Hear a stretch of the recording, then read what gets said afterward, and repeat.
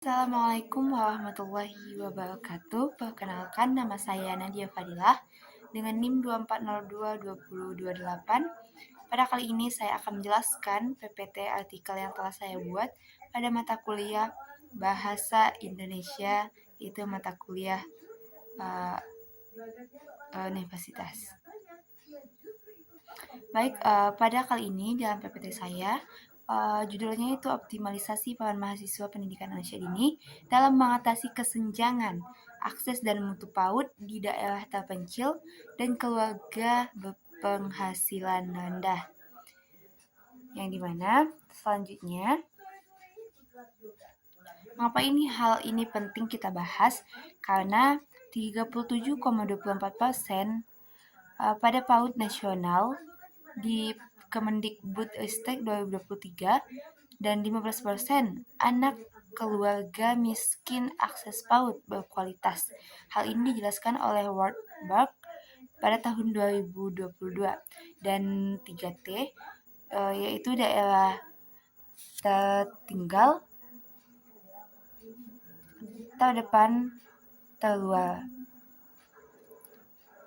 Nah, jadi mengapa hal ini penting kita bahas? Karena pendidikan anak usia dini adalah fondasi tumbuh kembang anak dan kualitas SDM bangsa, sumber daya manusia bangsa.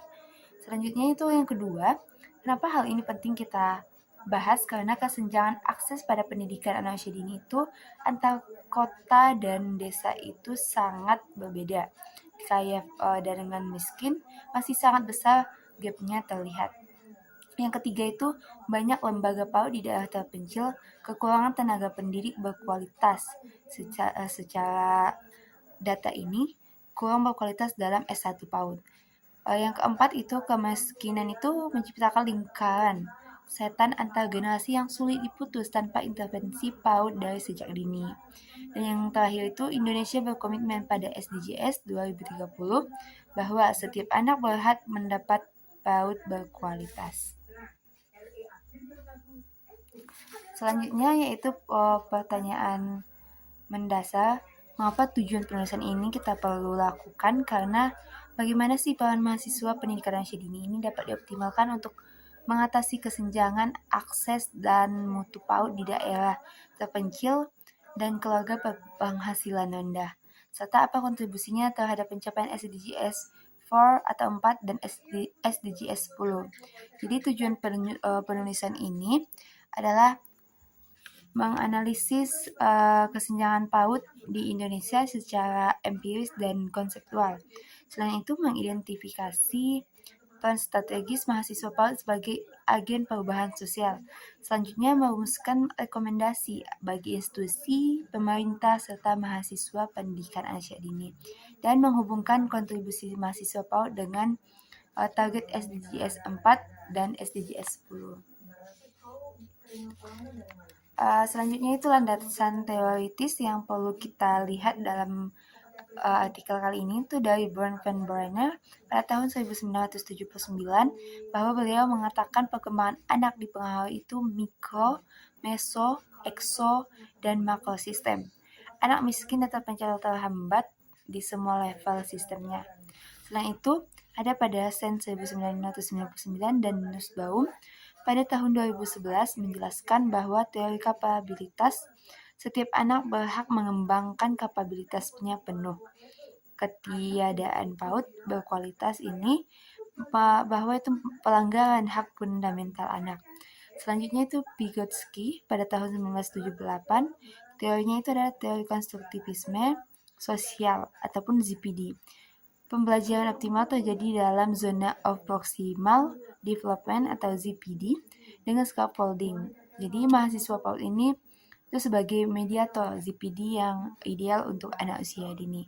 Selanjutnya itu dari Freire pada tahun 1970, pedagogis kritis. Pendidikan sebagai praktik kebebasan yang harus dilakukan. Selanjutnya yaitu ringkasan pembahasan pada kali ini, 9 subbab yang dikaji dalam artikel. Yang pertama itu kesenjangan PAUD, data empiris di disparitas akses dan mutu secara nasional itu bisa kita jelaskan dalam artikel ini. Selanjutnya itu landasan teori. Yang ketiga adalah pengabdian masyarakat, yang dimana mahasiswa ini bisa mengadakan seperti KKN, serta bermain ataupun kader PAUD yang lokal. Selanjutnya keempat, inovasi pembelajaran lokal. Yang kelima, pemberdayaan keluarga. Dan yang keenam itu teknologi tepat guna, serta yang ketujuh itu aplikasi kemitraan, kedelapan itu kontribusi SDGs 4 dan 10, kaitannya dengan pengurangan ketimpangan. Dan yang terakhir itu tantangan dan strategi yang harus dibahas dalam PPT ini, dalam artikel ini. Selanjutnya, 6 jalur kontribusi mahasiswa PAUD yang bisa dilakukan itu dengan pengabdian masyarakat seperti yang saya jelaskan tadi, seperti KKS, stimulasi bermain di rumah, ataupun pelatihan kader lokal. Yang kedua itu inovasi pembelajaran, bahwa etnopedagogi guru di sini dilihat seperti pembuatan APE bermain, bahan alam, ataupun permainan tradisional lokal yang mampu mengembangkan aspek-aspek pada anak usia dini. Yang ketiga itu parenting berbasis komunitas, bahwa edukasi gizi, pola asuh demokratis, serta dialog partisipatif. Dan yang keempat itu teknologi tepat guna, kelima advokasi kebijakan, dan keenam kemitraan multi pihak. Selanjutnya kontribusinya itu yang pertama pendidikan berkualitas SDGs 4, targetnya itu 4.2, semua anak akses PAUD berkualitas pada 2030.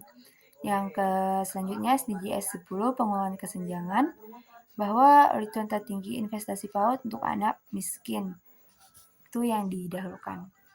Selanjutnya, kesimpulan pada PPT kali ini, kesenjangan akses dan mutu PAUD itu di daerah terpencil dan keluarga miskin bersifat multidimensional, membutuhkan pendekatan holistik.